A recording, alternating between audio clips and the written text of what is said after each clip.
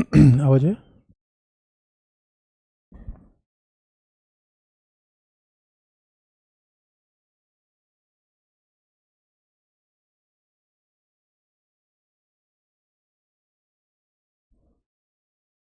पानी रखवा देना।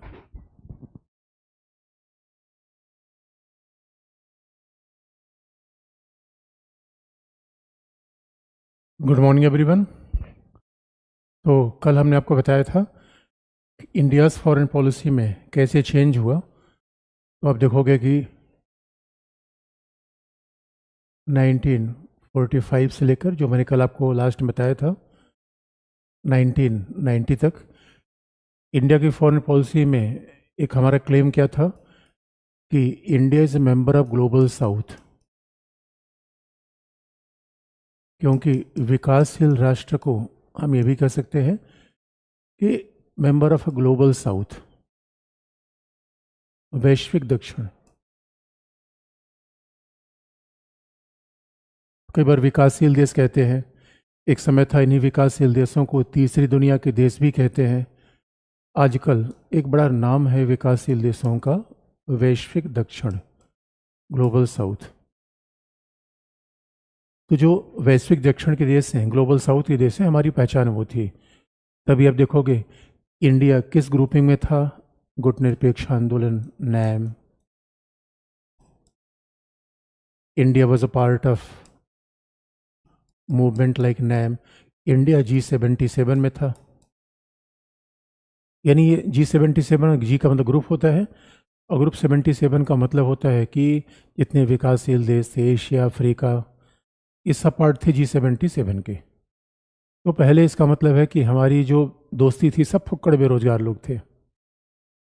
और अब देखोगे अभी क्या हुआ 1991 के बाद, अभी 1991 के बाद से लेकर अभी तक इंडिया का राइज कैसे हुआ है? एक महाशक्ति के रूप में, एक मेजर पावर के रूप में। तो ये अपने आप में बहुत बड़ा चेंज है। इसलिए बच्चों, जिस देश की विदेशी नीति हम पढ़ रहे हैं वो भारत है, और भारत एक महाशक्ति है। ये बात हमें ध्यान में रखना है। यानी तो आप कहोगे सर अभी ये बताओ, विकासशील देशों के साथ हमारा रिलेशन नहीं रहा? नहीं, विकासशील देशों के साथ रिलेशन रहेगा ही। और भारत की कंडीशन तो बड़ी यूनिक है। अब देखो, भारत एक महाशक्ति है, क्यों? और ये भावनात्मक बात नहीं है, इट्स नॉट इमोशनल। आप याद रखो, भारत मेजर पावर क्यों है, महाशक्ति क्यों है? क्योंकि तमाम उदाहरण से हम इसे देख सकते हैं, भौगोलिक रूप में, जोग्राफिकल, इकोनॉमिक, मिलिटरीली। आप किसी पैरामीटर पे देखो तब आपको लगेगा India is major power, Bharat एक महाशक्ति है।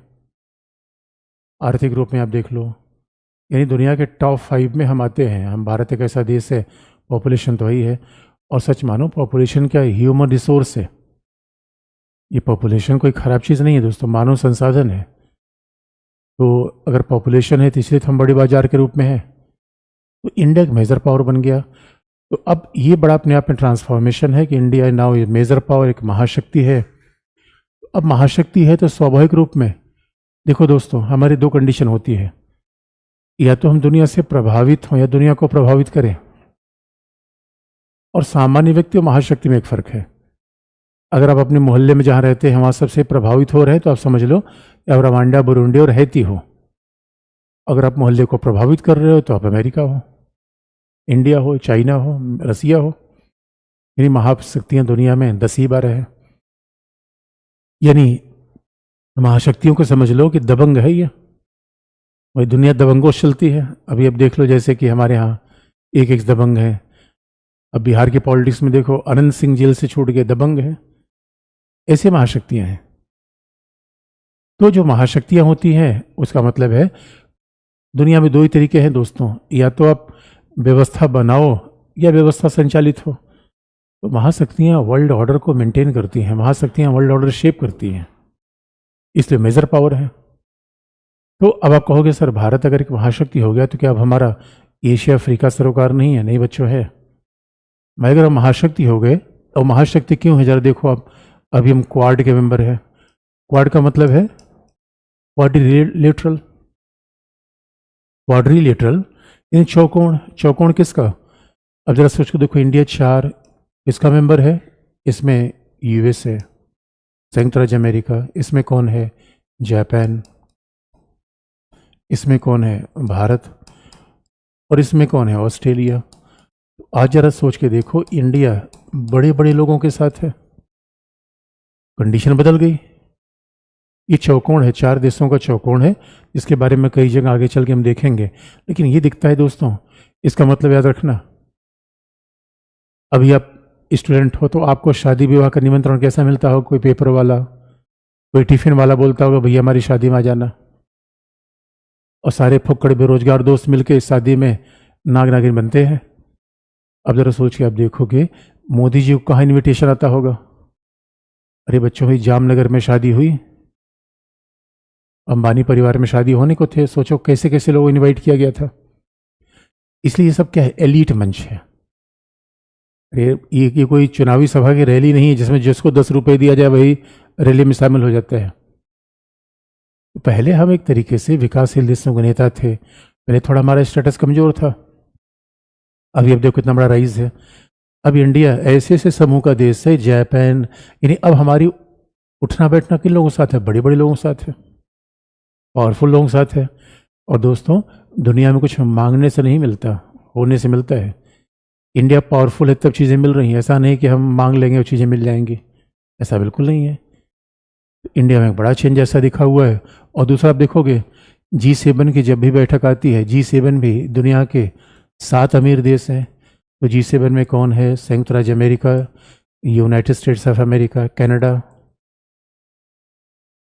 उसके बाद ये 2 अमेरिका के हैं, उसके बाद जर्मनी, यूरोप की सबसे बड़ी इकोनॉमी, जर्मनी, इंग्लैंड, यूके, दूसरी बड़ी इकोनॉमी फ्रांस, और इटली, राहुल भैया का ननिहाल, और उसके बाद एशिया का एक शेर जापान। ये G7 के मेंबर हैं दोस्तों। कहाँ G77? G77 में कौन है? Nepal, Bhutan, Rwanda, Burundi, Haiti, Somalia, Chad, Burkina Faso, सब G77 में है। ये निरंकारियों का सम्मेलन है और ये एलीट लोगों का सम्मेलन है, ये दुनिया के सबसे पावरफुल लोग हैं। तो आप देखोगे आजकल G7 की बैठक में भी हमें इनवाइट किया जाता है। इतना बड़ा चेंज आ रहा है, G7 की बैठक में भी इनवाइट किया जा रहा है। इसका मतलब यही तो चेंज है बच्चों। ये इंडिया के स्टेटस में और इनविटेशन स्टेटस के हिसाब से मिलता है, खैरात में नहीं मिलता। इसलिए मेरे बच्चों, कई बार जो बच्चे होते हैं जो उनका सिलेक्शन नहीं हुआ है, जिनका सिलेक्शन नहीं हुआ है, वही मुझे शादी ब्याह में बुलाते हैं। हमने कहा नहीं। और एक बार ऐसा मैं शादी ब्याह में गया, और जिस बच्चे की शादी में गया था, पता चला उसका तो बेरोजगार बच्चा था। उसके पिताजी ने कहा, सर आपने ही इस बच्चे को पढ़ाया है। मतलब उनका भाव बड़ा स्पष्ट था। अब बच्चों में ऐसी बेइज्जती हुई, मैं क्या बताऊं। इसलिए आप याद रखो, अरे अब सिलेक्टेड बच्चों की शादी में जाओ तो कई लोग कहते हैं अच्छा आपने पढ़ाया है, ये एक्सप्रेशन ही बदल जाता है। यही देख लो बच्चों, दुनिया पावर की है और पावर ही आपको चाहिए दुनिया में, तभी बात बनेगी। आज इंडिया के स्टेटस बदल रहा है, लेकिन इसका मतलब ये नहीं कि अफ्रीका से हमने नाता तोड़ लिया है। अफ्रीका आज भी है, लैटिन अमेरिका आज भी है, और भारत की बड़ी यूनिक कंडीशन है। सच मानो, भारत में विकसित देश की सारी क्षमताएं हैं, लेकिन अभी भी देखो, ये सच बात है कि हम महाशक्ति हैं। इन जैसी महाशक्ति हम भी हैं, तभी तो यहाँ इन्वाइट किया जाता है हमें। लेकिन एक खास बात है, अमेरिका, कनाडा, जर्मनी, इन देशों में गरीबी, बीमारी, इलिटरेसी ये सब नहीं है, हमारे यहाँ है। तो भारत के सामने कैसा, ये बहुत इंपॉर्टेंट बात है, भारत के सामने कैसा यूनिक चैलेंज आता है। ये मान लो दोस्तों, ये यूनिक चैलेंज दुनिया में शायद ही किसी देश के पास होगा। इन एक तरफ हम विकसित देश हैं, दूसरी तरफ हमारी समस्याएं विकासशील देशों जैसी है, इसलिए हम महाशक्ति हैं। लेकिन अब ये देखो कि अफ्रीका की आवश्यकता हमें नहीं पड़ेगी, बिल्कुल पड़ेगी। अरे भाई, सस्ते स्कूटर बेचना है, MDH का मसाला बेचना है, तो यही सब तो बिकेगा। अरे दोस्तों, टाटा नैनो 1 लाख रुपए कार जर्मनी थोड़े लेगा। हमारे यहाँ जितनी ज़्यादातर कार बनती है, यूरोप के बाज़ारों में टेस्टिंग फेल हो जाएंगे, क्योंकि यूरोप के बाजार में पहले कार बेचने से पहले आपको क्रैश टेस्ट कराना पड़ेगा। और हमारे यहाँ कार में बैठने की फीलिंग आनी चाहिए दोस्तों। क्रैश होगा तो भगवान की मर्जी है। इसलिए बच्चों अफ्रीका चाहिए हमें, लैटिन अमेरिका चाहिए, हमें सस्ते सामान बेचना है। तो भारत बड़ा यूनिक देश है, जहाँ एक तरफ हमारी ऐसी क्षमताएं हैं जिसे हमें विकसित देश जैसा दिखता है, लेकिन दूसरी तरफ हमारी ऐसी क्षमताएं हैं जहाँ हम बिल्कुल विकासशील देश से दिख जाते हैं। तो ये अपने आप में इंडिया का चैलेंज है। तो दूसरी बात है कि बच्चों उसके बाद आप देखो, अभी G20 का भी हम पार्ट बन गए हैं। G20 भी दुनिया के प्रभावशाली देशों का संगठन है। अब देखो, अरे भाई, जहाँ 193 देश हैं, वहाँ G20 में सारे G7 के मेंबर हैं। चाइना भी है, इंडिया है, साउथ कोरिया है, मैक्सिको है, ब्राज़ील है। इसका मतलब है G20 में एशिया, अफ्रीका, बड़ी पूरी दुनिया के प्रभावशाली देश शामिल हैं। इन बातों से प्रमाण मिलता है बच्चों, अब हम एक महाशक्ति हैं।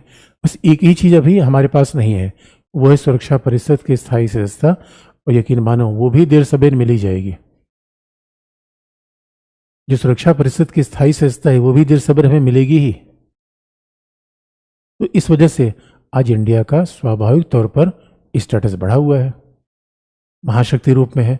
ये परिवर्तन 90s के बाद होना शुरू हुआ, यानी हमारे पास क्षमता शुरू से थी महाशक्ति बनने की। इसलिए बच्चों ये बात ध्यान रखना, और इसलिए फॉरेन पॉलिसी पढ़ते समय ये बात हमें ध्यान रखना है। अच्छा, कई बार न्यूज़पेपर वाले उल्टा सीधा लिख देते हैं इसे न्यूज़पेपर पढ़ के बच्चों अप्रोच मत बनाना।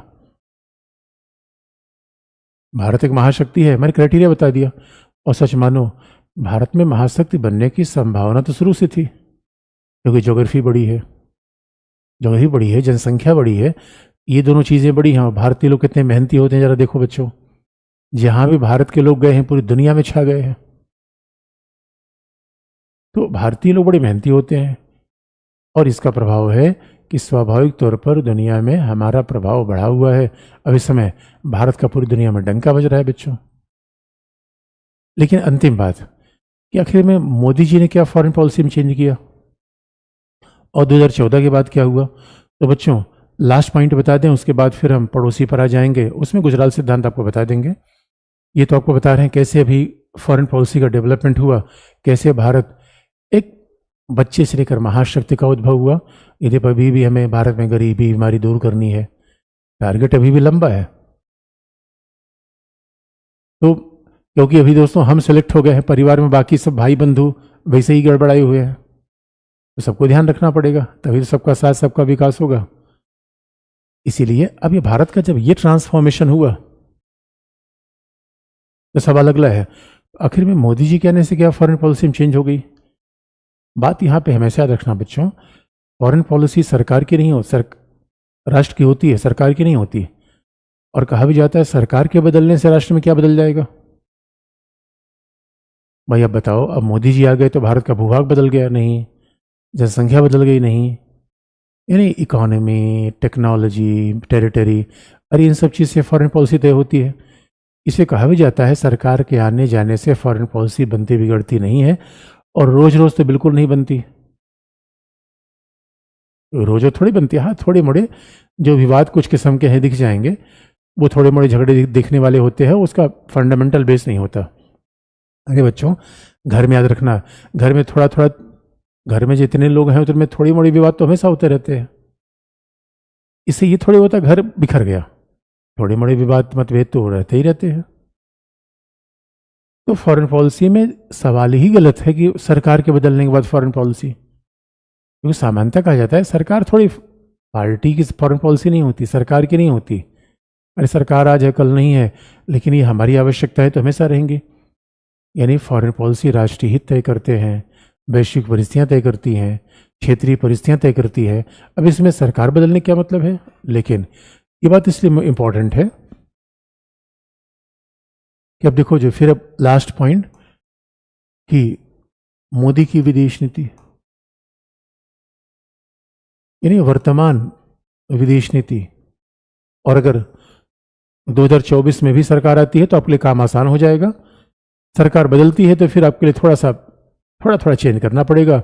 लेकिन विदेश नीति, अगर हम सब सवाल है कि मोदी की फॉरेन पॉलिसी, तो हम ऐसा क्यों कर, 90 के बाद तो हमने कभी नहीं कहा 90 बाद हमने ये नहीं कहा इंद्र कुमार गुजराल की फॉरेन पॉलिसी, अटल बिहारी वाजपेयी की, मनमोहन सिंह की, तो मोदी की बात मैं क्यों कर रहा हूँ? कारण है बच्चों, देखो पहली बार 1985 के बाद या 1984 के जो दिसंबर में लोकसभा चुनाव हुआ था, 1984 के बाद पहली बार 2014 में किसी एक दल को लोकसभा में बहुमत प्राप्त हुआ है। तो ये बहुत बड़ा ट्रांजिशन है। और सच मानो हमारे यहाँ एक बड़ी इंटरेस्टिंग कंडीशन ये थी कि 90 के बाद दुनिया में बड़ा चेंज आ रहा था, और इसलिए बच्चों दुनिया में कई बार बड़े अवसर होते हैं लेकिन हम ही अस्थायी हैं, हम ही अनस्टेबल है, तो अवसर का फायदा नहीं उठा पाते। तो संयोग ये अब दुर्भाग्य कह लो, सौभाग्य कह लो, अब दुर्भाग्य कहोगे। 90 के बाद जो दुनिया में इतने बड़े बड़े चेंज आ रहे थे, उस समय हमारी गठबंधन सरकार थी, यकीन मानो उससे बड़ा नुकसान हुआ। गठबंधन सरकार का मतलब फिर अब 24 दल हैं, 24 तरफ घूम आ रहे थे, कोई ए कह रहा है, कोई बी कह रहा है, इसीलिए हम उतना दुनिया का फायदा नहीं ले पाए जितना ले सकते थे। ये स्टेबल गवर्नमेंट हमेशा फायदेमंद होती है। आप कहीं भी देखो, महाराष्ट्र में आप देख लो, घर में ही देख लो, हर 6 महीने बाद पता नहीं चलता। हरियाणा में देख ही रहे हो, हिमाचल में कांग्रेस में प्रॉब्लम है। इसका मतलब है गठबंधन। इसे कई बार बच्चों परिवार में कोई बड़ा बुजुर्ग होना चाहिए। अभी ये पता चला कि परिवार के हर बच्चे आपस में लड़ी जा रहे हैं, तो आपस में ही एनर्जी खत्म कर दोगे तो बाहर से कहाँ लड़ोगे? गठबंधन के दौरान तुम्हारे पास समस्या आई। और बच्चों हुआ क्या कि लोकसभा में पहली बार किसी दल का बहुमत स्थापित हुआ 2014 में। और दूसरा, कांग्रेस, अभी आप देखोगे तो भाई आज़ादी के बाद तो हमेशा कांग्रेस का प्रभाव रहा, और कांग्रेस की फॉरेन पॉलिसी का थोड़ा तरीका अलग था।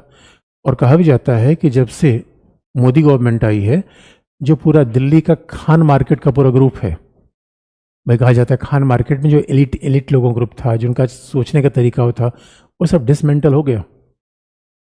इसलिए कई बार देखो बड़े बड़े बुद्धिजीवी होते हैं, पत्रकार होते हैं, इसलिए वो हल्ला मचाते हैं क्योंकि उनके इंटरेस्ट खतरे में जाते हैं। तो इनका एकदम वर्किंग स्टाइल ही लगा गया। और ख़ास तौर पर अगर मोदी जी को आप देखोगे तो स्वाभाविक रूप में इनको बहुमत आ गया पहला। अब जिसका लोकसभा में बहुमत होगा, वो अपने आप में एक शक्तिशाली प्रधानमंत्री का निर्माण हुआ। यानी first time we are witnessing a very powerful PM. जैसे इंदिरा गांधी के समय था, जैसे नेहरू के समय था, तो अब हम एक शक्तिशाली पीएम को देख रहे हैं, वेरी पावरफुल पीएम। तो जब शक्तिशाली पीएम होगा, इसीलिए आप देखोगे तो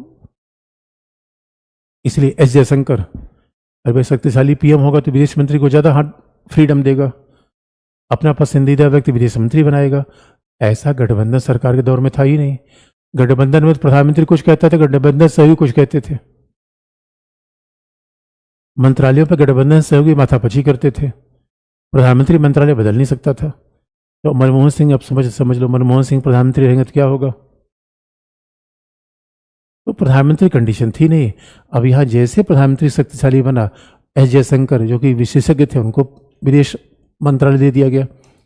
तो अब देखो मोदी सरकार ने क्या बदला? क्या उदारीकरण बदल दिया? नहीं, उदारीकरण 91 के बाद था। न उदारीकरण बदल दिया, न उन्होंने जनसंख्या बदल दी, न भारत का भूभाग बदल दिया। इसमें कोई चेंज नहीं हुआ, हो भी नहीं सकता। लेकिन जो मेन स्लोगन दिया कहाँ पे? अब आप देखोगे 2014 के बाद फॉरेन पॉलिसी में परिवर्तन कहाँ दिखता है? चेंज ऐसा नहीं है कि उदारीकरण में है, निजीकरण में है। चेंज यहाँ पे नहीं है, बल्कि चेंज कहाँ पे है?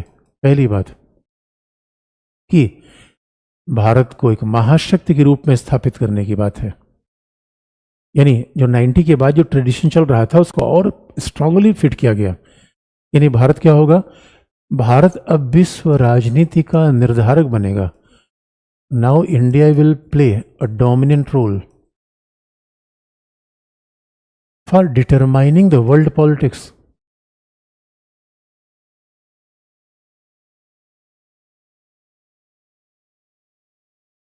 तो दोस्तों यही तो महाशक्ति का मतलब होता है कि अब इंडिया डोमिनेंट रोल प्ले करेगा कि वर्ल्ड पॉलिटिक्स का निर्माण कैसे हो।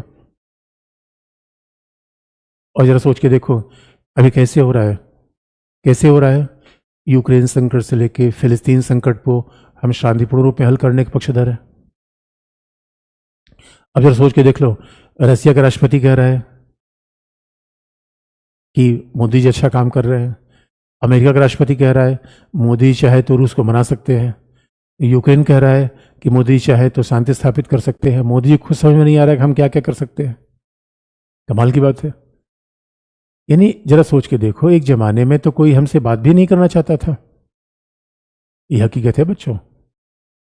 अरे नेहरू जी गए थे रसिया में, स्टालिन ने कैसा खरी खोटी बात सुना दी थी। आज की डेट में now India is determining the agenda of the world politics. भाई हम तय कर रहे हैं यार कि वर्ल्ड पॉलिटिक्स क्या होगी। यानी पहले भारत एक शर्माने वाला बच्चा था, कहीं जाते थे शर्मा के बैठ जाते थे, बोलते ही नहीं थे। अब सोचते थे कि भाई ये सरपंच लोग बोल लें, दुनिया के डॉन लोग बोल लें तब हम बोलें। आज ऐसा नहीं है। इंडिया ये बोलता है भाई ये हमारे सरोकार है। इसलिए आप देखोगे दोस्तों, न केवल वर्ल्ड पॉलिटिक्स को निर्धारण किया बल्कि हमारी फॉरेन पॉलिसी ज़्यादा मुखर है अपने हितों को लेकर। We are more assertive and aggressive. आक्रामक का मतलब बच्चों हिंसात्मक केवल नहीं होता। अरे देखो, विराट कोहली को आक्रामक कहा जाता है, तो विराट कोहली ने किसी को बैट से मारा थोड़े है। कहा भी जाता है विराट को, Sourav Ganguly Indian cricket team में जैसे पूरी टेंडेंसी चेंज हुई सौरव गांगुली के आने के बाद, तो captain can become very aggressive assertive. इसका मतलब अपने हितों को तो संजीदा से रखना। अब पता चला कोई खोदे जा रहा है, पीछे बैठे जा रहे हो, और कैसे आप दिखोगे 2014 के बाद दिखता है। यानी पहला कि हम इंडियन पॉलिटिक्स में चाहे आतंकवाद से लेकर हो, तो वर्ल्ड पॉलिटिक्स को डिटरमाइन कैसे कर रहे हैं, टेररिज्म के मुद्दे पर। पूरी दुनिया में अगर आतंकवाद के मुद्दे पर एक बहुत बड़ा जनमत बन चुका है, ये सरकार का बहुत बड़ा प्रयास है। टेररिज्म के मुद्दे पर, एनवायरनमेंट के मुद्दे पर now India is playing very active role. और दूसरी बात आप देखोगे, now we are very assertive and aggressive. और आज हम मुखर हैं, आक्रामक हैं। किन मुद्दों को लेकर बच्चों? जैसे आप देखोगे कैसे, अब अगर, और सही बात है, अगर घर में सरकार शक्तिशाली है तो बाहर उसका प्रभाव दिखता ही दिखता है। और आज के डेट में हम कैसे अग्रेसिव हैं, जरा सोच के देखो। चीन, पहले क्या होता था, चीन के विरुद्ध हमने बिल्कुल चीन के विरुद्ध बिल्कुल मुखर नीति अपनाई। देखो दोस्तों, पहले ऐसा माना जाता था कि चीन धीरे धीरे हमारी सीमा को खाया जा रहा था, एक एक इंच आगे बढ़ता जा रहा था। और शांति इसलिए बनी थी कि हम कुछ बोलते नहीं थे। भाई देखो, सास बहू के बीच कई बार झगड़ा बाहर नहीं पता चलता कि वो सास बड़ी टॉलरेंट होती है। अगर सास टॉलरेंट है तो बहू की खामी छुप जाएगी। अगर सास भी उसी किस्म की आक्रामक है फिर तो मामला बाहर आ जाएगा। तो बच्चों, मामला ये था कि चाइना आक्रामक बहू थी, लेकिन इंडिया पोलाइट सास थी। इसलिए हकीकत की बात यह है बच्चों, आजकल आप देखोगे चाइना को पहली बार जरा सोच के देखो, चाइना उधर जापान, चाइना कह रहा है जापान का ये सिंकाकू आइलैंड हमारा है। दक्षिण चीन सागर में कह रहा है ये सारी जमीन हमारी है। जैसी इंडिया की तरफ से नजर उठाई, पहली बार इंडिया ने गालबान में, आप देखो 2020 के बाद हमारे जवानों ने चीन के जवानों को बांसे बांस मारा था दोस्तों, भागना पड़ा उनको। पहली बार चीन के सामने खड़े होने को हिम्मत किया अभी वर्तमान दुनिया में। ये पहले क्या करते थे। इसलिए देखो, अभी चाइना से इंडिया क्लैश बढ़ने का मूल कारण ये है कि चाइना सोच रहा है भाई इंडिया भी बोलता है। हमने कहा कमाल की बात है यार। अरे दोस्तों, शांतिपूर्ण होने का ये थोड़े मतलब है कि कोई अपने ही पीट के चला जाए। अरे शांतिपूर्ण होने का ये मतलब थोड़े कि अपना ही घर, अपनी जमीन किसी को दे दो, घर किसी को दे दो, कि भैया क्यों, हम बहुत शांतिपूर्ण आदमी हैं।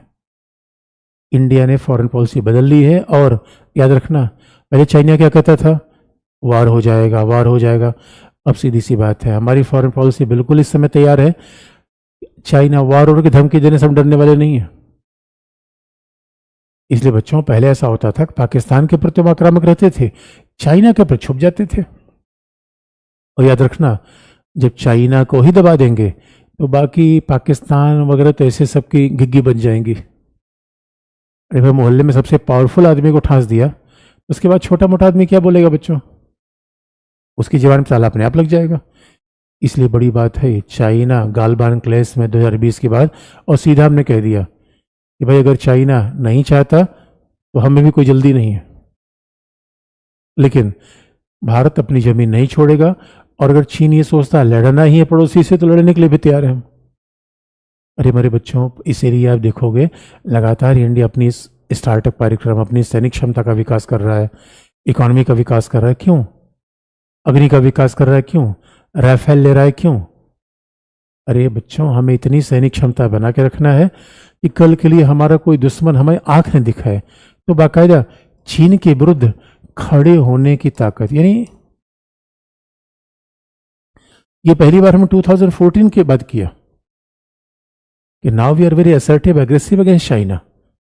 मतलब देखो, कहने का ये मतलब नहीं है बच्चों लड़ना, हम ये नहीं कह रहे चीन से लड़ लिया जाए, वार कर लिया जाए। देखो डिप्लोमेसी का मतलब क्या होता है, कूटनीति क्या, आईआर कूटनीति का पार्ट है। आईआर कूटनीति का पार्ट है। इसके हिसाब से अपने उद्देश्यों को प्राप्त करने के लिए हम जिन माध्यमों का प्रयोग करें, कूटनीति है। कौटिल्य ने कहा साम दाम दंड भेद, कौटिल्य ने यही बात कही थी। यानी अनेक तरीके अपने हितों को प्राप्त करने के लिए, कभी शांति, कभी आक्रामक, तमाम नीतियां चलेंगी। कोई एक पॉलिसी नहीं होती है। इसलिए ये बहुत बड़ी बात है। और अभी आप देखोगे 1.5 साल तक तो चाइना का हमारे यहाँ कोई राजदूत नहीं रहा। चाइना बहुत नाराज हो गया। चाइना ने कहा कि भारत ऐसा बोलता है, भारत अमेरिका के हाथ में खेल रहा है। हमने कहा लो, हम बच्चे हैं, किसी के हाथ में खेलेंगे? तो बच्चों अभी तक धीरे धीरे वो हमारी, इसी कहते सालमी स्लाइसिंग, यानी हमारी जमीन खाए जा रहा था, आगे बढ़ा जा रहा था। और हम क्या सोच रहे थे, शांति शांति शांति। अरे बच्चों, दूसरा अपनी जमीन में कब्जा किया जा रहा है और हम शांति का झंडा लेके दौड़ रहे हैं। ऐसा नहीं होता। इसलिए ये 2014 के बाद चेंज दिखता है। और हमें सीधा कह दिया बातचीत की जरूरत नहीं है। अगर कोई लड़ना चाहता लड़ लेंगे, बाकी बातचीत के लिए हमेशा खुले हुए हैं। दोस्तों समस्या बातचीत से नहीं है, समस्या किसकी शर्त पे बातचीत हो। अब कई बार लोग, अच्छा पेपर में पढ़ते हो इसलिए मैं बार बार कहता हूं पेपर से या और जगहों से अप्रोच मत बनाना। कई बार लोग क्या कहते हैं कि चाइना भारत से नाराज है, भारत की फॉरेन पॉलिसी ठीक नहीं चल रही है, भारत पड़ोसी नाराज हो रहे हैं। अरे दोस्तों, पड़ोसी को क्या कर दे, हम अपना घर दे तब खुश हो जाएंगे? इससे अच्छा पड़ोसी नाराज ही रहे। तो बच्चों कुछ तो बेंचमार्क है जिससे हम समझौता नहीं कर सकते। इसलिए ये चीजें चेंज दिखती हैं। और पहली बार अब देखो आतंकवाद हमारे यहाँ, अब पाकिस्तान, पता चला कि पाकिस्तान हमारे यहाँ आतंकवादी भेज रहा है और हम क्या कर रहे हैं, बातचीत कर रहे हैं। ऐसे कहीं होता है? कमाल की बात हो गई यार। एक राज्य हमको उंगली किए पे हुए पड़ा हुआ है और हम क्या कह रहे हैं, बातचीत कर लो, शांति का पैगाम भेज रहे हैं। ऐसा लग रहा है कि पाकिस्तान, हाँ छोटा भाई है पाकिस्तान, है तो चिंटू, बड़ा शरारती है। इसलिए पाकिस्तान को भी हमने सीधे सर्जिकल स्ट्राइक और एयर स्ट्राइक किया। पाकिस्तान पे भी सीधे सर्जिकल स्ट्राइक किया गया, एयर स्ट्राइक किया गया। तो बच्चों ये सीधा मैसेज था कि आतंकवाद के प्रति इंडिया की पॉलिसी कैसी है, जीरो टॉलरेंस की। यानी इसके साथ हम रत्ती भर भी समझौता नहीं करेंगे। तो जो आतंकवाद करेगा उसके प्रति हमारी नीति कैसी होगी, जीरो टॉलरेंस की। याद रखना बच्चों, ये जीरो टॉलरेंस की पॉलिसी हमारी है। अब ये नहीं कि आतंकवाद को हम ऐसे कहते हैं भाई आतंकवाद करो, हमें कोई शांति शांति शांति नहीं चाहिए हमें। अरे बच्चों, शांति की बेसिक शर्त होती है, कोई आप शांति बनाने के लिए अपना घर दे दोगे, आप कमाल की बात है यार। कोई कह शांति बनाने के लिए पार्टनर दे दोगे, नहीं हम लड़ ही लेंगे भाई, कमाल हो गई। इसलिए, और पाकिस्तान हमारे यहाँ पता नहीं कौन सी पॉलिसी, पाकिस्तान से बातचीत करेंगे, फिल्में पाकिस्तान पर बनेंगी, इसलिए आईपीएल में पाकिस्तान को नहीं लिया। अब बार बार पाकिस्तान खिलाड़ी इसलिए सट्टेबाजी कर रहे हैं। पाकिस्तान खिलाड़ी बार बार कहते भाई हमें भी ले लो, हमें भी ले लो यार, आईपीएल में पैसा वैसा मिलता है। हमने कहा बिल्कुल नहीं लेंगे, जाओ तुम लोग आतंकवादियों को समर्थन करो। अरे ये बड़ी टफ पॉलिसी है दोस्तों, और एक झटके में 370 हटा दिया। ये जरा सोचो, ये ऐतिहासिक, अब इसको ऐतिहासिक कहा जाए, लैंडमार्क कहा जाए, इसलिए ये निर्णय कभी कभार होने वाले डिसीजन है। सीधे आर्टिकल 370 हटा दिया गया, पाकिस्तान सीधे कराची से लेकर सऊदी अरबिया तक दौड़ता रह गया, उसका कोई समर्थन मिल नहीं पाया। ये बच्चों याद रखना, उगते सूरज को पूरी दुनिया सलाम करती है, ढलते सूरज को दुनिया सलाम नहीं करती। इसलिए जरा सोच के देखो, इतना मेजर डिसीजन 370 हटा के खत्म। 370, अब देखो हमें पाकिस्तान भी पढ़ना है, चाइना भी पढ़ना है, लेकिन टेंडेंसी मैंने बता दिया कि क्यों कहा जाता है कि 2000 के बाद बड़ा जबरदस्त चेंज आया है। क्योंकि अब देखोगे नहीं, चीन के खिलाफ, पाकिस्तान के खिलाफ, इधर पहले ये सब चेंज बिल्कुल दिख रहा है कि विश्व राजनीति का निर्धारण कर रहे हैं, मुखर और आक्रामक है। और तीसरी बात, अब देखो इसलिए कहा भी जाता है, और फॉरेन पॉलिसी लिखते समय अब थोड़ा आज की फॉरेन पॉलिसी आप लिख रहे हैं एग्जाम में, 2014 के बाद का ही सवाल आपसे पूछा जाता है, उसके पहले का पूछा नहीं जाएगा। यही अपडेट है और यही इसका मतलब है। इसलिए हमने कहा कि 2014 के बाद अगर 2024 में भी सरकार रही तो आपको अगले 5 साल बहुत ज़्यादा चिंता करने की आवश्यकता नहीं है, क्योंकि फॉरेन पॉलिसी इसी डायरेक्शन में आगे बढ़ेगा, ये सब चीज़ें रहेंगी। अब इस मामले में तो आप देखेंगे कांग्रेस का एक जो पॉलिसी थी कि ठीक है चलो खाओ, मतलब शांति शांति शांति यार, ये इंदिरा गांधी ने तो थोड़ा पॉलिसी चेंज किया था, लेकिन ये सब बड़े ड्रेस्टिक डिसीजन है, ये सब बड़े ड्रेस्टिक डिसीजन है।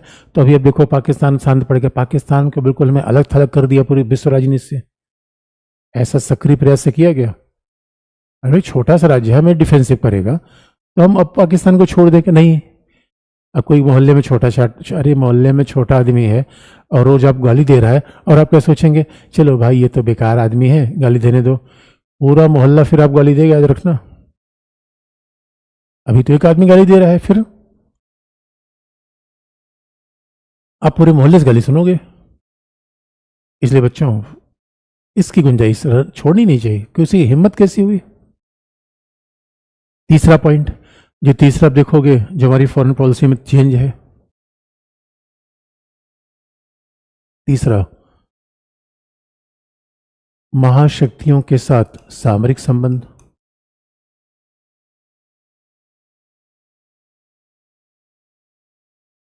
Strategic partnership with major powers.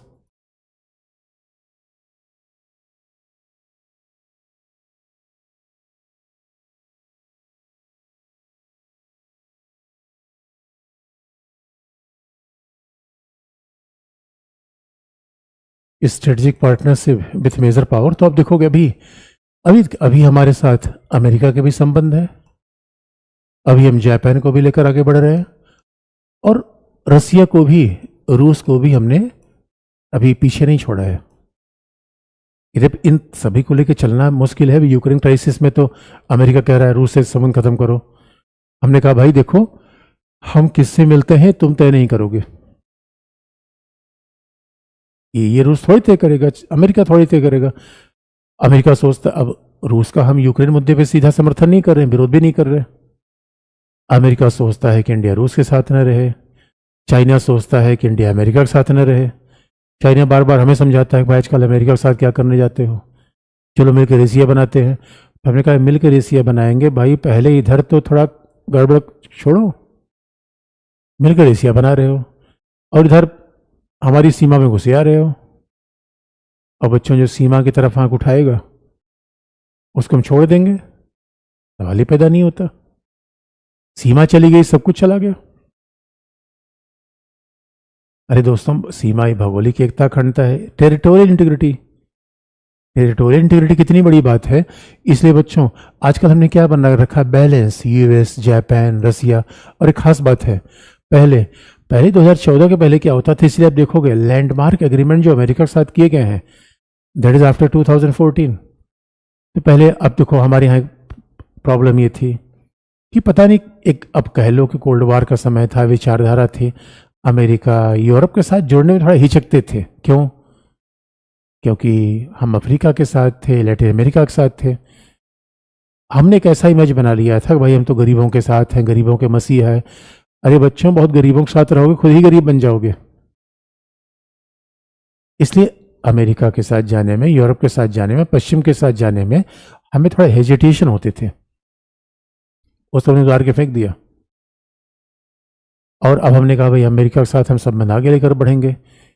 क्योंकि बच्चों याद रखना जीवन में फिलॉसफी बड़ी सिंपल सी है, या तो आप पावरफुल रहिए, पहली बात,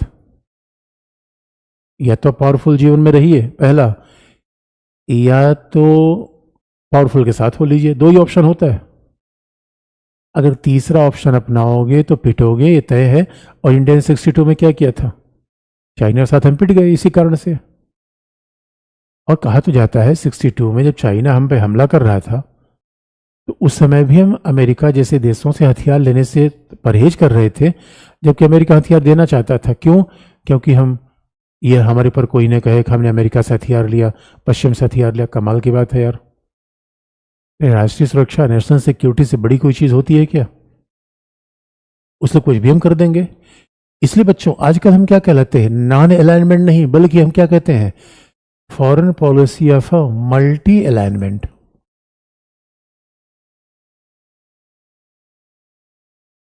ये मल्टी अलाइनमेंट की पॉलिसी है ये। This is the foreign policy of multi alignment. ये मल्टी अलाइनमेंट की फॉरेन पॉलिसी है। इसका मतलब है नॉन अलाइनमेंट नहीं, इनके साथ भी सामरिक संबंध, इनके साथ भी सामरिक संबंध, इनके साथ भी सामरिक संबंध। यानी अब मल्टी अलाइनमेंट का हिंदी भी आप कहोगे मल्टी अलाइनमेंट। कई बार बहुगुटीयता कह दिया जाता है, लेकिन वो उतना अच्छा अनुवाद नहीं है। ये पॉलिसी किसकी है? मल्टी अलाइनमेंट की। तो अपने आप में बड़ी इंटरेस्टिंग बात है, ये मल्टी अलाइनमेंट की फॉरेन पॉलिसी है। तो अब जरा सोच के देखो, इधर मल्टी अलाइनमेंट की पॉलिसी लेकर जा रहे हैं, फिर अमेरिका, जापान, रसिया सभी के साथ सामरिक संबंध लेकर आगे बढ़ रहे हैं। ये कितना बड़ा चेंज आ रहा है, ये कितना बड़ा चेंज है। और बच्चों जरा ध्यान से देखो, अगर ये सामरिक संबंध जिस तरीके से आगे बढ़ते चले गए, अगर ये सामरिक संबंध आगे बढ़ रहे हैं तो निश्चित तौर पर हमें संकोच करने की आवश्यकता नहीं है। अमेरिका के साथ जाएंगे तो रसिया के साथ क्या होगा, अमेरिका के साथ जाएंगे, पहले हम क्या सोचते थे, जापान के साथ जाएंगे चाइना बुरा मान जाएगा। कमाल की बात है यार, इनके साथ जाएं तो अब चाइना पाकिस्तान के साथ रिलेशन बना रहे हैं, वो तो नहीं समझा कि इंडिया बुरा मान जाएगा। और हम मोहल्ले में किसी के साथ चल रहे हैं, तीसरे आदमी को सोच रहे हैं फलाने बुरा मान जाएंगे, अरे बुरा मान जाए तो मान जाए यार। अब तो दोस्तों खुल्लम खुल्ला मामला है, इसमें अब सकुचाने शर्माने की बात नहीं है, खुल्लम खुल्ला रिलेशन चल रहे हैं। अरे मैं अपना हित, इसे मल्टी अलाइनमेंट यानी सभी महाशक्तियों के साथ अपने हितों के आधार पे स्वतंत्र संबंध बनाएंगे। और अब ये नहीं कि एक के साथ ही चले। जवाब सवाल ये दोस्तों, अब कई बार लोग कहते हैं भाई एक ही के साथ चलो, तो सवाल है एक को मैंने दिलो जान दे दिया, वही छोड़ के भाग गया तो क्या करे? तो वहां सवाल है, तो दोस्तों किसी पर इतना भरोसा क्यों करें कि एक ही दिलो जान दे दिया वही छोड़ के भाग गया? इसलिए ये पॉलिसी ऑफ मल्टी अलाइनमेंट है, ये पॉलिसी ऑफ मल्टी अलाइनमेंट है जो हम बाकायदा अपना रहे हैं। ये बड़ा चेंज है, क्योंकि 2014 के पहले अमेरिका के साथ जाने में बार बार हिचकते थे, और इंडिया अमेरिका आएंगे तो कई सौ कम कौसा बेका उसमें। यानी आज के दौर में तो हमारी भारत अमेरिका के साथ इतनी अच्छी दोस्ती पूछो मत। और दोस्ती बच्चों इसलिए ज़रूरी है कि आने वाले समय में अगर चाइना ने हमारे ऊपर हमला कर दिया, याद रखना सुरक्षा का मतलब होता है कि हमेशा में सतर्क रहना है। अभी आप नहीं कह सकते कि चाइना हमला कर देगा उस समय योजना बनाओगे, नहीं बच्चों। आने वाले समय में अगर हमारे ऊपर चाइना ने हमला कर दिया, जरा सोचो कौन हमें बचाने आ पाएगा? भूटान बचा लेगा? भूटान, रवांडा, बुरुंडी ये चाह के भी कुछ नहीं कर सकते। और रसिया चाइना के खिलाफ बिल्कुल नहीं आएगा। रसिया और चीन की बड़ी दोस्ती है इस समय। एक ही देश हमारी सहायता में आ सकता है जिसका नाम है अमेरिका। लेकिन ये बात भी ध्यान रखने की है। तो आप कहोगे सर अच्छा मतलब हम आप अपना सारा विश्वास अमेरिका पर रख देना ना बच्चों। अमेरिका पर हमारा मतलब अमेरिका सहयोग कर रहे हैं, उस पर निर्भर नहीं होना चाहिए, है भी नहीं। इसलिए आप देखोगे फ्रांस से भी राफेल मंगाया, अमेरिका थोड़ा नाराज हुआ। हमने कहा भाई नाराज हो तो हो, फ्रांस से राफेल हमने मंगा लिया, आज भी रसिया से S-400 मंगा रहे हैं, मिसाइल डिफेंस सिस्टम है। इसलिए हर देशों से अलग अलग चीज़ें मंगा रहे हैं। और कुल मिलाकर प्लान क्या है बच्चों? अपने आप को शक्तिशाली बनाना। ये प्लान है फॉरेन पॉलिसी में। अमेरिका से कुछ ले लें भाई, हमें देखो दोस्तों, अमेरिका का दुनिया में आज भी कोई सब्स्टिट्यूट नहीं है, बड़ा पावरफुल देश है, डॉलर ज़्यादा है। अरे बच्चों, अमेरिका के डॉलर की तूती पूरी दुनिया में बोलती है। इसलिए अगर मोहल्ले में कोई अमीर आदमी है, उससे सहायता लेके अपने भी थोड़ा पैसा वैसा ले लो, अपने भी अमीर बन जाओ। ये इंडिया की पॉलिसी है। इसलिए आज हम बिल्कुल मेक इन इंडिया डिफेंस, और इसलिए आप देखोगे पहली बार ऐसा हो रहा है कि डिफेंस सेक्टर में इंडिया मेजर एक्सपोर्टर बन रहा है। ये मेक इन इंडिया का प्लान है पूरा। यानी ऐसा नहीं कि हम जिंदगी भर राफेल लेना चाहते हैं और हम जिंदगी भर सेम खरीदते रहेंगे सुखोई और मिराज। अरे हम अपना बनाना है बच्चों। तभी तो अब देखो तेजस उड़ाया जा रहा है आजकल, अग्नि बना रहे हैं, तेजस बना रहे हैं, अभी हमने अब कई तो जहाज ही बना रहे हैं। यही तो मेजर प्लान है, यही लंबा प्लान है, और ये सरकार ने जबरदस्त तरीके से किया है। देखो दोस्तों, इसके लॉन्ग टर्म प्लानिंग चाहिए। चाइना ने ऐसा ही तो चाइना ने किया है। इसे कुल मिलाकर क्या है, महाशक्तियों के साथ समन्वय बनाना है। और हकीकत की बात यह है दोस्तों, मैंने रसिया, कई बार तो बच्चे नहीं समझ पाते, रसिया और अमेरिका कोई कंपैरिजन थोड़े है।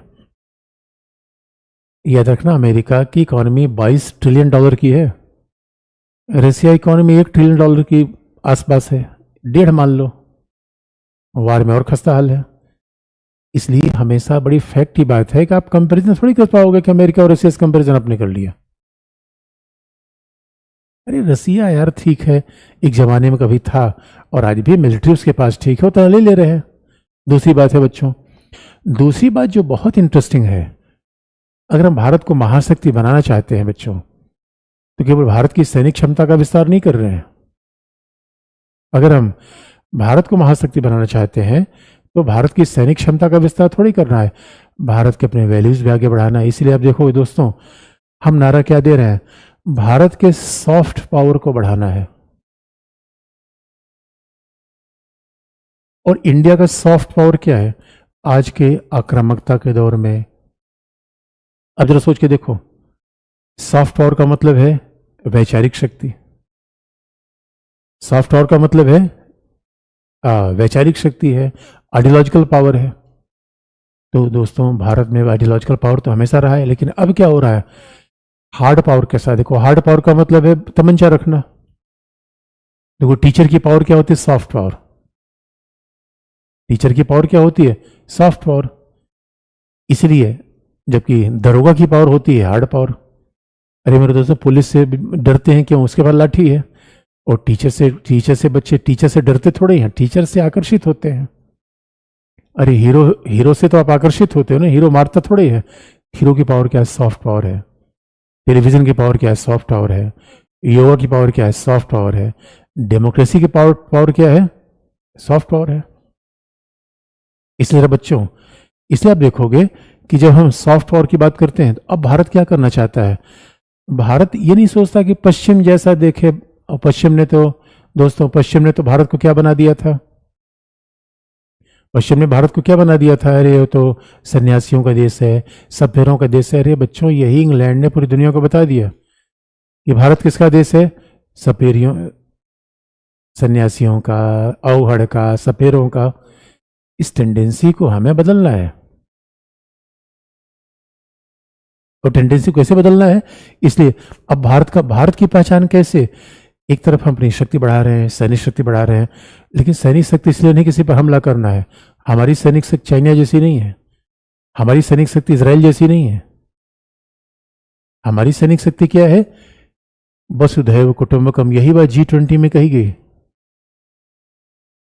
यानी entire world is our family, entire world is our extended family. तो वसुधैव कुटुंबकम की बात है पहली। और भारत के मूल्यों की, इसलिए Bharat matters, not India, that is a Bharat. Bharat is more important than India. तो वो कल्चर, वो वैल्यू, इसलिए आप देखोगे कि जिससे हम, और वो कल्चर का मूल आधार क्या है? पीस, लोकतंत्र, शांति। इसलिए व्हाट इंडिया बिलीव्स, और इसलिए मोदी जी गए एससीओ की बैठक में, और मोदी जी एससीओ की बैठक में पुतिन को बता के चले आए कि कैसे कैसे आप बात करो, India believe in a democracy.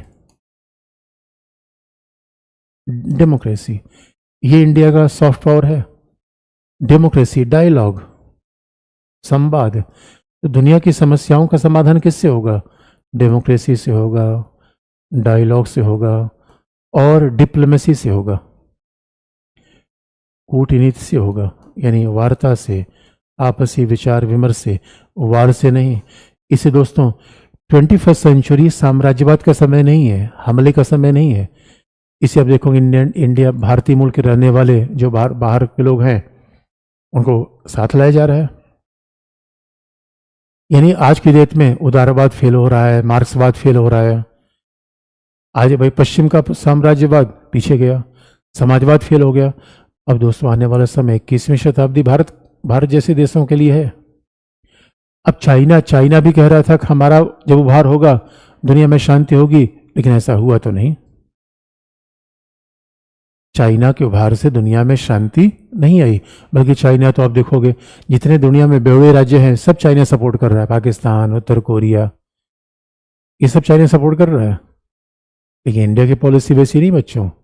India की पॉलिसी क्या है? सबका साथ, सबका विकास। यानी भारत किसके लिए जानता है? सहिष्णुता, योगा। इसलिए आप दुनिया में योगा को बढ़ावा दिया जा रहा है। It is message for piece. अब जरा सोच के देखो, इतने शक्तिशाली हम इतने शक्तिशाली हैं। जरा ये बस इसी बात को कल्पना कर लो, इसके बावजूद हमारी आक्रामक नीतियां नहीं है। पाकिस्तान को छोड़ दिया जाए तो अब एक बार हमने सर्जिकल स्ट्राइक कर ली।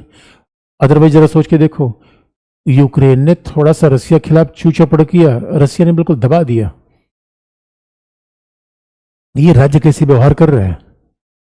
लेकिन भारत ने क्या किया? श्रीलंका को चतीऊ आइलैंड दे दिया, बांग्लादेश को हसीना को 3 बीघा दे दिया, जब जमीन दे दिया। अरे दोस्तों, हमारा इतिहास साम्राज्यवादी नहीं है। We have never been imperialist, colonial. हमने तो साम्राज्यवाद, उपनिवेशवाद, इसके बजाय नहीं, शांति से दुनिया चलाने का प्रयास किया। ये इंडिया की फिलॉसफी है बच्चों। इसी बात को आगे बढ़ावा दिया जा रहा है, और ये वर्तमान सरकार की पॉलिसी में नई बात है कि इंडिया कल्चर को प्रमोट किया जा रहा है। इसलिए आप देखो G20 में लोग आए तो इंडिया कल्चर को दिखाया, गांधी को दिखाया गया। G20 में आप देखोगे अलग अलग लोगों को, अलग अलग शहरों में लोगों को दिखाया गया। यानी उनको कश्मीर भेजा गया, उनको ऋषिकेश भेजा गया, उनको वाराणसी भेजा गया। जैसे इंडिया जैसे डाइवर्स कंट्री, कैसे हम, अगर हमारे पास डेमोक्रेसी है तभी इतनी डाइवर्सिटी के साथ रह रहे हैं बच्चों। चाइना में भी इतनी डाइवर्सिटी नहीं है जितनी डाइवर्सिटी इंडिया में है। इसलिए वर्तमान सरकार की फॉरेन पॉलिसी में इस तरीके के चेंज आप देखेंगे कि भारत को एक, ये चेंजेस हैं वर्तमान सरकार की पॉलिसी में कि भारत को अपने आप में एक महाशक्ति बनाना है। लेकिन आप कहोगे सर कि क्या हमारा विकासशील देशों से रिलेशन नहीं है? तभी आप देखोगे G20 में अफ्रीका को हमने शामिल करवाया। आज भी विकासशील देशों के साथ हम संबंध आगे बढ़ाना चाहते हैं, लेकिन विचारधारा के आधार पर नहीं। वो जमाना गया कि साम्राज्यवाद उपनिवेशवाद का जमाना गया। अब संबंध किस पे होगा? इकोनॉमी पर, अर्थव्यवस्था पर। तभी तो हम आगे बढ़ेंगे। इसलिए बच्चों जरा सोच के देखो, ये हमारी 90s के बाद की फॉरेन पॉलिसी है। अब जरा सोचो, अब हम इसी बात को देखेंगे आगे टॉपिक में। अब एक टॉपिक आगे बढ़ेंगे, भारत का पड़ोसी के साथ संबंध। अभी केवल हमने आपको परिचय बताया, जो आपके सिलेबस में लिखा नहीं गया है।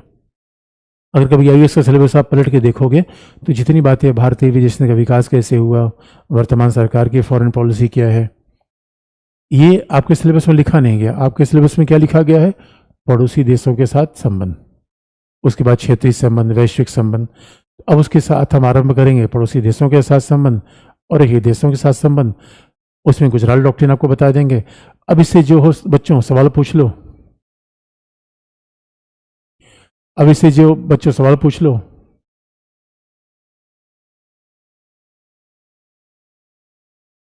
कि लोकतंत्र के बाद क्या लिया। अब देख राजन, सामरिक अर्थ क्या होता है मेरे बच्चे। सामरिक अर्थ मैंने पहली क्लास में बता रखा है, किसी से कॉपी ले लो, नोट्स ले लो। अब देखो जो बात बता रखी उसे पढ़ के आओ अच्छे से। तो लोकतंत्र के नीचे क्या लिखा, कहा पहले कहा है, लोकतंत्र संवाद, डायलॉग। लोकतंत्र के नीचे क्या लिखा है, संवाद, बातचीत करना। कूटनीति, ये क्या है, डिप्लोमेसी, कूटनीति। जिस नीति को कूटा ना जाए वो कूटनीति है, जिस नीति प्यार प्यार से चला जाए वो कूटनीति है। अच्छा, अब नोट्स भी आपको मिल जाएगा फॉरेन पॉलिसी का, चिंता मत करो बच्चों। और अगर किसी को देखना हो तो फॉरेन पॉलिसी मेरी किताब आती है, आप देख लेना, ओरियन ब्लैक स्वान से ही है, भूमंडलीकरण के दौर में भारतीय विदेश नीति। तो अब किसी बच्चे इकोवास क्या होता है, अरे मेरे बच्चे अफ्रीका का संगठन है, अभी इकोवास के चक्कर में क्यों पड़े हो, अभी जितना हमने बताया उसमें कोई दिक्कत हो। अब गुजरात सिद्धांत क्या है, अरे मेरे बच्चों आगे तो बताएंगे ना, अभी जितना मैंने बताया है वो आप पूछ लो, उसके बाद फिर आगे बढ़ेंगे। किसी बच्चे ने फिर जीरो टॉलरेंस क्या है, इसका मतलब है कि जो भी बीच में खतर पुटर करते हैं, क्लास में मैसेज करते हैं, उनको पकड़ पकड़ कर कूट देना, ये है जीरो टॉलरेंस। यानी फालतू मैसेज के सीधा मिसाइल मार देना, ये क्या है, जीरो टॉलरेंस। और मिसाइल ना मारना, तो इसे, तो जीरो टॉलरेंस का मतलब यही होता है बच्चों, बर्दाश्त, रत्ती भर भी बर्दाश्त न करना, रत्ती भर बर्दाश्त न करना है जीरो टॉलरेंस। किसी बच्चे ने क्वाड पूछा, क्वाड का मतलब 4 देशों का चौकोर है। अब आगे क्वाड में बता देंगे, अमेरिका में आने दो, बाकी क्वाड की बातें आगे बता देंगे।